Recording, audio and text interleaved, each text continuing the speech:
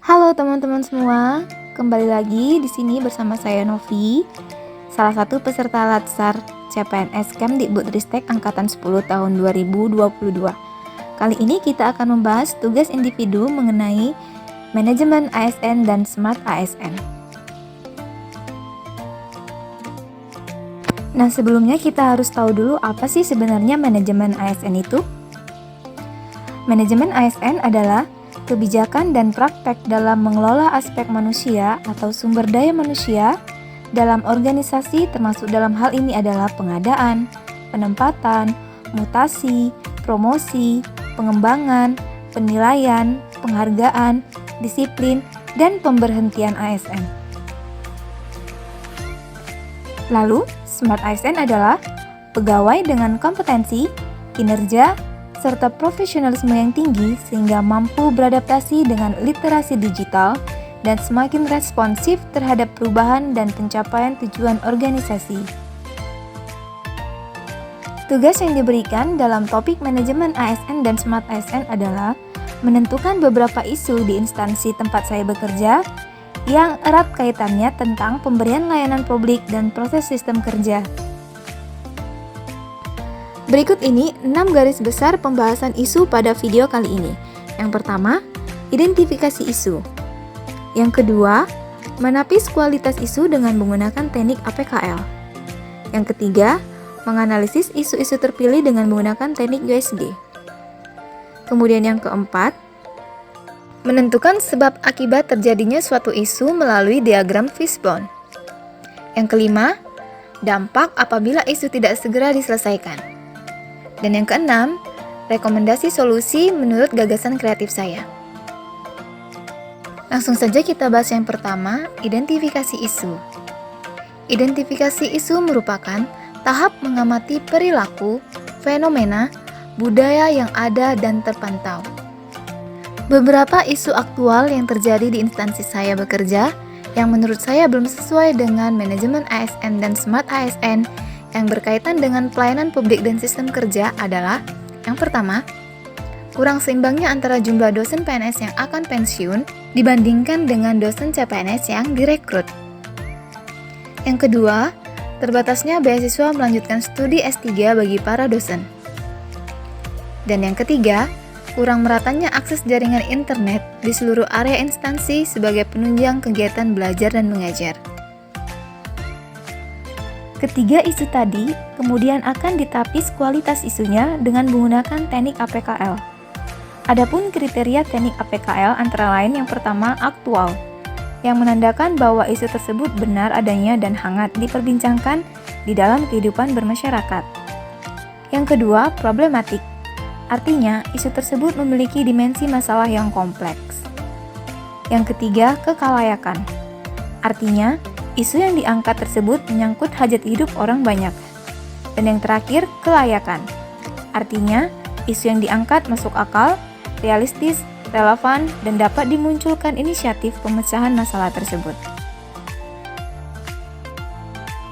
Berdasarkan uraian slide sebelumnya, penetapan isu yang terjadi di instansi dapat kita lihat pada tabel teknik APKL di bawah ini. Yang pertama, isu kurang seimbangnya antara jumlah dosen PNS yang akan pensiun dengan dosen CPNS yang direkrut. Aktual, ya. Problematik, tidak. Kekalayakan, ya. Layak, ya. Karena ada salah satu indikator yang dia tidak, maka keterangannya tidak memenuhi syarat. Kemudian yang kedua, isu terbatasnya beasiswa melanjutkan studi S3 bagi para dosen. Aktual, benar. Problematik, iya. Kekalayakan, iya. Layak, iya. Sehingga keterangannya memenuhi syarat. Kemudian yang ketiga, kurang meratanya akses jaringan internet di seluruh area instansi sebagai penunjang kegiatan belajar dan mengajar. Untuk semua indikator dia iya, lalu keterangannya memenuhi syarat.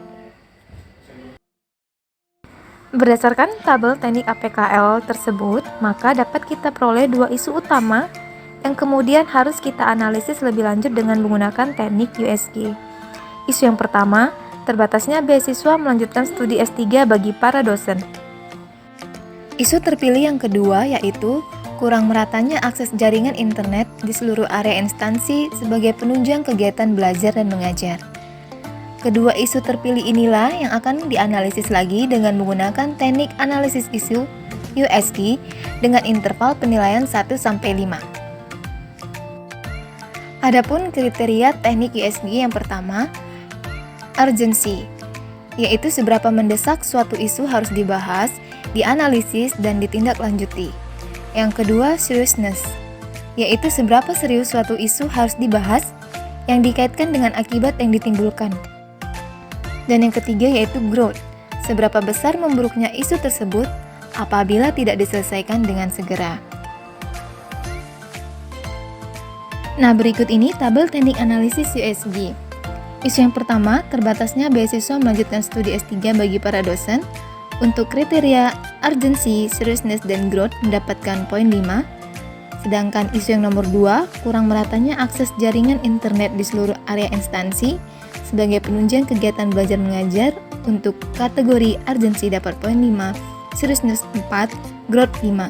Sehingga bisa kita simpulkan bahwa isu yang terpilih setelah melakukan teknik analisis USG adalah terbatasnya beasiswa melanjutkan studi S3 bagi para dosen.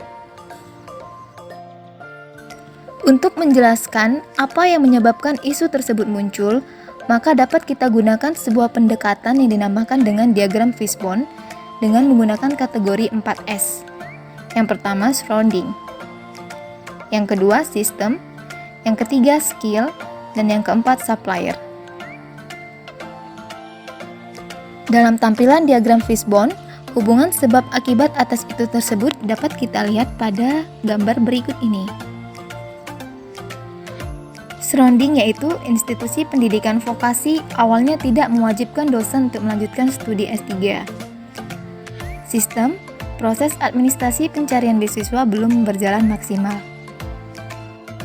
Untuk skill, masih kurangnya minat atau kemampuan para dosen untuk mencari informasi beasiswa secara mandiri. Sedangkan faktor supplier, terbatasnya pihak yang menawarkan beasiswa. Nah, keempat faktor-faktor ini tadilah yang menyebabkan terbatasnya beasiswa yang disediakan instansi untuk melanjutkan studi S3 bagi para dosen.